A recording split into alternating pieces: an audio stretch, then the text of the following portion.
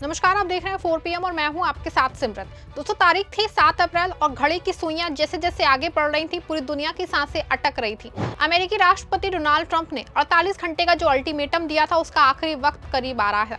लेकिन ऐसा लग रहा था कि अब ईरान के आसमान से सिर्फ मिसाइलें बरसेंगी और दुनिया एक बहुत ही भयानक युद्ध की चपेट में आ जाएगी, क्योंकि ईरान ने भी मुंह तोड़ जवाब की भयंकर तैयारी कर रखी थी। वहीं दूसरी ओर पेंटागन के अधिकारी बटन पे उंगली रखे हुए थे, लेकिन फिर अचानक बाजी पलट गई। वो कयामत की रात जो तबाही लाने वाली थी, वो सीज फायर के ऐलान में बदल गई। जहां बम बरसने थे, वहां खुशियां मनाई जाने लगी। पूरी दुनिया के हर मुल्क ने आगे आके सीज फायर का खैर मकदम किया।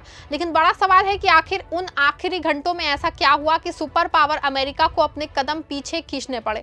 वो कौन से 6 मुल्क थे जिन्होंने अपनी पूरी ताकत झोंक दी, और कैसे ईरान ने अपनी शर्तों पे दुनिया को झुकने पे मजबूर कर दिया। आज के इस विशेष रिपोर्ट में हम आपको व्हाइट हाउस से लेकर तेहरान के बंकरों तक की वो इनसाइड स्टोरी बताएंगे जो अब तक दुनिया से छिपाई गई थी। ये दास्तां है ईरान के सब्र और कूटनीति की जीत की। दोस्तों, 40 दिन से चल रहे इस महायुद्ध को रोकना नामुमकिन सा लग रहा था। ट्रंप व्हाइट हाउस के ईस्टर उत्सव में मशरूफ थे और वहां से ईरान को पूर्ण विनाश की धमकियां दे रहे थे। लेकिन उसी वक्त पर्दे के पीछे कुछ ऐसा हो रहा था जिसकी भनक इजराइल को भी नहीं थी।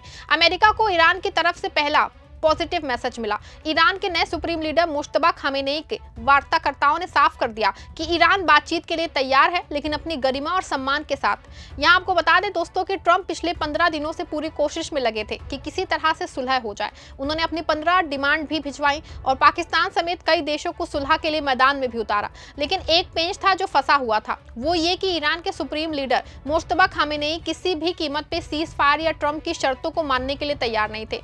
उनकी एक सबसे बड़ी वजह थी कि ट्रंप कब क्या कहते हैं और कब क्या करते हैं, उस पर भरोसा कर पाना किसी के लिए मुश्किल था। ये वजह है कि ईरान के सुप्रीम लीडर और वहां के लोग उन पे यकीन नहीं कर पा रहे थे। अभी भी बहुत से दावे इस तरह के हैं कि ट्रंप की बातों पे भरोसा नहीं किया जा सकता। लेकिन ट्रंप की डेडलाइन से 48 आवर्स पहले अचानक तब्दीली आनी शुरू हो गई। पहली बार ईरान के सुप्रीम लीडर की ओर से बातचीत की बात सामने आई, जिसके बाद अंदाजा लगा कि शायद अब जंग रुक जाए, क्योंकि ये पहला मौका था। अब ईरान के सुप्रीम लीडर ने सुलह समझौते में बात की थी। आपको बता दें कि इससे पहले मिस्र, तुर्की और पाकिस्तान अपनी पूरी ताकत लगाए थे कि किसी तरह से जंग रुक जाए और मिडिल ईस्ट में अमन की बहाली हो। 6 मुस्लिम मुल्क लगातार ये कोशिश कर रहे थे कि आखिरी समय पे ही सही, लेकिन किसी तरह से ईरान और अमेरिका में समझौता हो जाए। दोस्तों, आज सत्ता की आंखों में आंखें डाल के पत्रकारिता करना मुश्किल हो गया है। हमारे 4 PM नेशनल यूट्यूब और फेसबुक चैनल को, जिसे आपका प्यार और विश्वास हमेशा से मिलता रहा है, उसे बंद करके सरकार ने ये साबित कर दिया है कि वो आपके सवालों से कितना डरती है। मुश्किल दौर है, लेकिन हम ना रुके थे और ना ही रुकेंगे। हम सच के लिए हमेशा लड़ते रहेंगे। ऐसे में 4 PM यूपी को ज्यादा से ज्यादा ज्वाइन करें और स्वतंत्र पत्रकारिता को जिंदा रखने के लिए जितना हो सके उतना हमारा आर्थिक सहयोग करें। आपके सहयोग से ये जंग हम जीत के रहेंगे। जब ईरान के सुप्रीम लीडर की ओर से कुछ संदेश मिले, तो फिर ईरान के विदेश मंत्री अब्बास अराक्ची भी एक्टिव हुए और उन्होंने सेना और सुप्रीम लीडर को बहुत हद तक मनाने की कोशिश की। हालांकि इस दरमियान आनंद फानन में पाकिस्तानी अमेरिकी दूतों और ईरानी विदेश मंत्री अब्बास अराक्ची के बीच नए ड्राफ्ट तैयार हुए। रिपोर्ट्स के मुताबिक मिस्र और तुर्की के विदेश मंत्री भी इस गैप को पाटने की जद्दोजहद में लगे थे। देर रात तक मध्यस्थनों ने 2 हफ्तों के सीज फायर का अपडेटेड प्रस्ताव तैयार कर लिया और अमेरिका ने उसे अपनी मंजूरी दे दी। अब गेंद मुश्तबा खामेनेई के पाले में थी। न्यूज़ 18 ने अपनी रिपोर्ट में बताया कि सोमवार और मंगलवार को खामेनेई ने इस पूरी प्रक्रिया में सक्रिय रूप से हिस्सा लिया। हालांकि बातचीत के इस अमल में वो सीधे तौर पे शामिल नहीं हुए थे, बल्कि उनकी हिदायतें पर्चियों के जरिए चल रही थी, लेकिन वो मुसलसल आ रही थी। नए सुप्रीम लीडर पे इजराइल की तरफ से टारगेट किलिंग की धमकी मंडरा रही थी। इसी वजह से वो मुख्य रूप से दूतों के जरिए नोट्स भेज के संवाद कर रहे थे।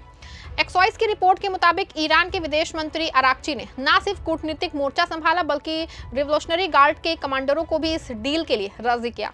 इसी बीच चीन ने सरगर्म भूमिका निभाते हुए ईरान को सुरक्षित रास्ता लेने का मशवरा दिया है। जी हाँ, आखिरी फैसला खामेनेई का ही था। फिर आया वो दिन जो ईरान की तबाही के लिए मुकर्रर किया गया था, लेकिन कयामत से महज 20 घंटे पहले तक माहौल पूरी तरह बदल चुका था। कुछ अमेरिकी मीडिया ने खबर फैला दी कि अमेरिका ने बातचीत तोड़ दी है, लेकिन वार्ताकर्ताओं ने एक्सोस को बताया कि हकीकत में बातचीत की रफ्तार और तेज हो रही है। उपराष्ट्रपति JD वांस हंगरी से पाकिस्तानियों के साथ फोन पे मुस्तैद थे। इजरायली प्रधानमंत्री नेतन्याहू ट्रंप की टीम से लगातार राब्ते में थे, लेकिन इजराइल को लग रहा था कि बाजी उनके हाथ से निकल रही है। दोपहर तक दोनों पक्ष 2 हफ्ते के सीज फायर पे रजामंद होते दिख रहे थे। 3 घंटे बाद पाकिस्तानी प्रधानमंत्री शहबाज शरीफ ने एक्स पे शर्तें जारी कर दोनों पक्षों से इसे कबूल करने की अपील की। ट्रंप को फौरन उनके आशिक साथियों का फोन और मैसेज आने लगे कि उसे ठुकरा दिया गया। ट्रंप के सबसे करीबी लोग भी आखिरी लम्हे तक यकीन नहीं कर पा रहे थे कि वो सीज फायर मान लेंगे। आखिरकार ट्रंप ने नेतन्याहू से फोन पे बात की और सीज फायर पे अमल करने की गारंटी ली। आखिर में phone Pakistani field marshal Asim Munir को गया और डील फाइनल हो गई। ट्रंप के पोस्ट के 15 मिनट बाद अमेरिकी फौज को स्टैंड डाउन का हुक्म मिल गया। न्यूज 18 की रिपोर्ट के मुताबिक ईरानी विदेश मंत्री अराक्ची ने ऐलान किया कि ईरान सीज फायर का एहतराम करेगा और होर्मुज को उस जहाजों के लिए खोल देगा जो ईरानी मुसलसल फौजों के साथ मिलकर काम करेंगे। अब ये देखना बाकी है कि ईरान जहाजों की आवाजाही को कितना आसान करता है और नेतन्याहू सीज फायर का कितनी सख्ती से पालन करेंगे। एक्सोस ने अपनी एक रिपोर्ट में बताया है कि अमेरिका ने अमन वार्ता में ईरान से परमाणु सामग्री छोड़ने, संवर्धन रोकने और बैलिस्टिक मिसाइलों के खतरे को खत्म करने की गारंटी मांगी है। उपराष्ट्रपति वांस शुक्रवार को पाकिस्तान में होने वाली बातचीत की क़यादत करेंगे। ये उनके सियासी करियर की सबसे बड़ी जिम्मेदारी है, क्योंकि अमेरिका और ईरान के बीच में अभी भी बड़े मतभेद कायम है। ईरान मुसलसल अपनी जीत का जश्न मना रहा है, जो अमेरिका के लिए एक बड़ी चुनौती है। आपको बता दें कि सीज फायर की कहानी आखिरी घंटों में इस तरह पलट गई कि ईरान और 10 शर्तें बहुत हद तक वो मान भी ली गई हैं। ईरान अब अपनी जीत का जश्न मना रहा है। तेहरान की सड़कों पे लंबैक या फिर खामेनेई के नारे गूंज रहे हैं। दावा किया जा रहा है कि ये इजराइल के लिए एक बहुत बड़ा झटका है। वो चाहते थे कि अमेरिका ईरान की परमाणु सामग्री और मिसाइल प्रोग्राम को खत्म कर दें, लेकिन अभी सिर्फ 2 हफ्ते का वक्त मिला है। असली परीक्षा शुक्रवार को पाकिस्तान में होने वाली वार्ता में होगी, जिसका नेतृत्व जेडी वांस करेंगे। दोस्तों, ये पिछले 48 घंटे का सबसे बड़ा डिप्लोमेटिक थ्रिलर था। एक तरफ पूरी सभ्यता को मिटाने की धमकी थी और दूसरी तरफ आखिरी मिनट में ईरान की कूटनीति का मोजिज। ईरान ने साबित कर दिया है कि वो ना तो धमकियों से डरने वाला है और ना ही सरेंडर करता है। ट्रंप का पीछे हटना दरअसल ईरान के अडिग हौसले की जीत है। लेकिन क्या इजराइल इस शांति को टिकने देगा? क्या जेडी वांस पाकिस्तान में होने वाली बातचीत में कोई नया रास्ता निकाल पाएंगे? आप इस पे क्या सोचते हैं? अपनी राय दीजिए। क्या आपको लगता है कि ईरान ने अमेरिका को कूटनीति के मैदान में हरा दिया है? अपनी राय कमेंट में दीजिएगा। वीडियो को लाइक और शेयर करिएगा।